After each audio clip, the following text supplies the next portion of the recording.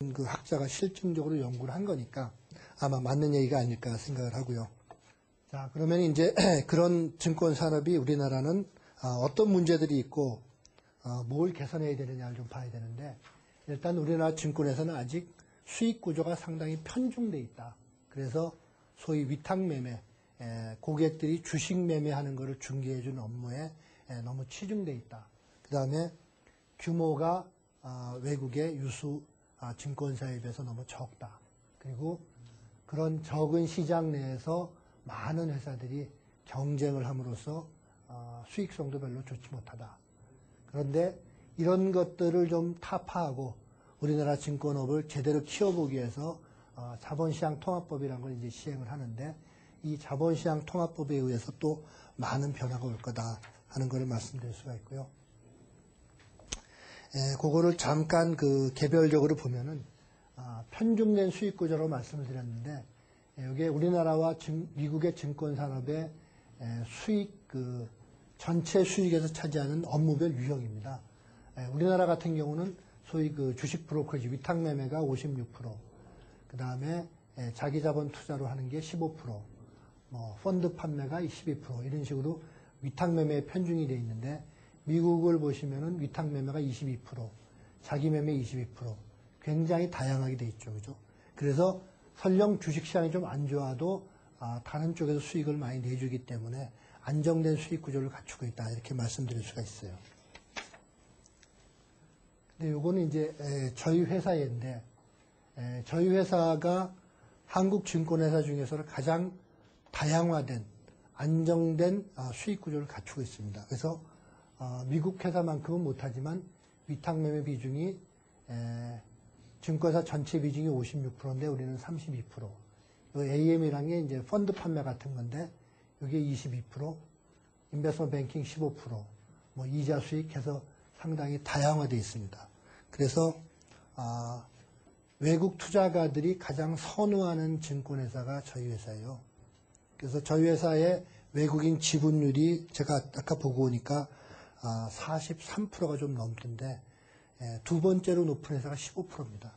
그래서 압도적으로 외국인 투자가들이 선호하는 주식이다. 여러 가지 이유가 있겠지만은 이것도 하나의 큰 이유다, 이렇게 말씀드릴 수가 있을 것 같고요. 제가 자꾸 돈 얘기를 해서 뭐하지만은 2005 회계연도가 끝나고 저희 회사의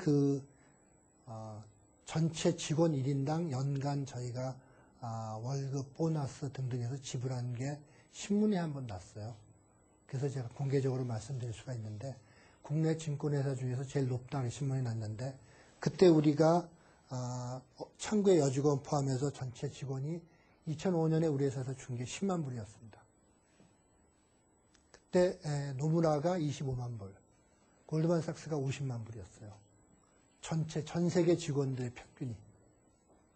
근데 2007년, 작년에 이제 숫자가 얼마나 될까 한번 봤더니, 저희 숫자가 한 12, 3만 불 되는 것 같아요. 1인당 평균이. 그 다음에 골드만삭스가 외신에 나온 걸 보니까 한 70만 불.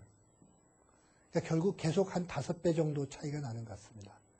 그래서 우리가 이거를 그 정도까지는 아니더라도 중간 수준인 노무라 수준까지는 끌어올려야 되지 않겠느냐, 이런 제 계획과 포부를 갖고 있는데, 하여간 우리 국내 기준으로 보더라도 국내 증권사들이 보상에 있어서는 열심히만 하면은 스트레스 많이 받고 힘들지만은 다른 어느 데보다도 높다, 이렇게 자신 있게 말씀드릴 수가 있고요.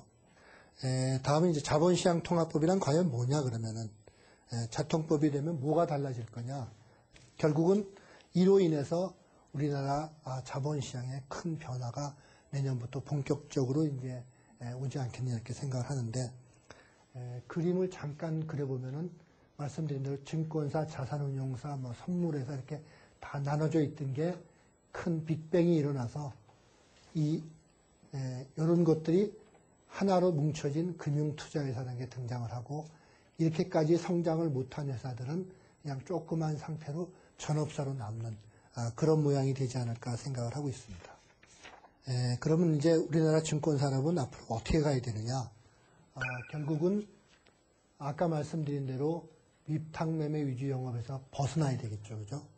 그 다음에 그러기 위해서는 수익원을 다양화할 필요가 있고, 그리고 증권회사마다 차별화를 할 필요가 있겠다. 자기 역량에 맞는 수익 모델을 찾아 나가야 되겠다. 그리고 역량이 되는 회사들은 대형화를 시키고 글로벌화를 시켜서 한국의 실정에 맞는 한국형 투자은행을 만들어 나가야 되겠다 하는 게 우리의 과제입니다. 그러면 이제 큰 회사들은 그렇게 가는데, 말씀드린 대로 작은 회사들은 결국 특화 전문화를 통해서 자기만의 어떤 니che 마켓을 찾아서 갈 수밖에 없겠다. 그렇지 않고 지금까지 해오던 것처럼 모든 영업을 다 영위하려고 하면은 결국은 경쟁에서 도태되기 때문에 시장에서 사라질 수밖에 없다. 그런 의미에서 최근에 증권사들마다 특히 온라인 거래에 대해서 수수료 인하 경쟁이 붙었습니다.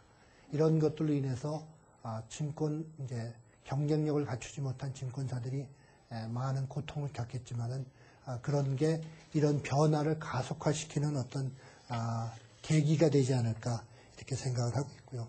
자, 그러면 이제 우리가 한국형 투자은행 모델을 만들어 나가는 과정에 있어서 지금까지처럼 국내에만 안주해서 과연 그게 가능할 것이냐. 근데 정부에서도 그렇고 모든 금융산업 종사자들이 이렇게 얘기를 합니다. 우리가 한국 금융산업도 해외로 적극적으로 진출을 해야 된다. 근데 그러면은 왜 해야 되냐 이거죠. 왜 우리가 적극적으로 알지도 못하는 해외에 나가서 위험을 감수하고 영업을 해야 되겠느냐. 물론 지금까지도 국내 금융기관들이 해외에서 일부 영업을 영위는 하고 있습니다.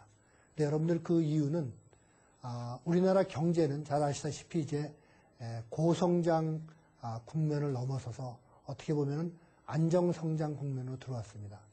일시적으로 세계 경제의 흐름에 따라서 아니면은 정부의 정책이나 여건에 따라서 뭐 7% 이상의 고성장도 가능은 하겠지만은 우리나라는 지금 한 4 내지 5%의 성장이 적정 성장률이다 이렇게 많은 경제학자들이 얘기를 하고 있는데, 그 얘기는 무슨 얘기냐면 국내에만 투자해서는 장기적으로 4 내지 5%의 수익률밖에 기대할 수 없다는 겁니다.